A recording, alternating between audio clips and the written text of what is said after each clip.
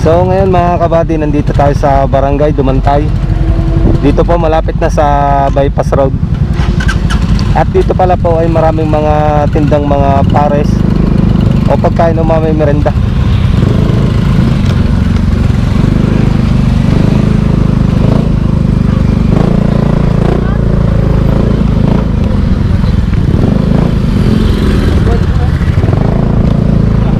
At dito pala mga kabady, may nakalagay ng signages ng I love Dumantay dito po sa bypass road.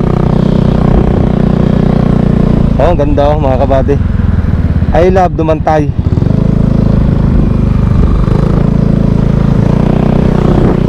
Bali, ang sasadyain natin dito mga kabady ay may nakapag-tips lang sa akin na meron daw po ditong lumang tulay dito po sa Mahakot West. Bale po ang daan po ng papunta po doon ay dadaanan po itong Barangay Dumantay.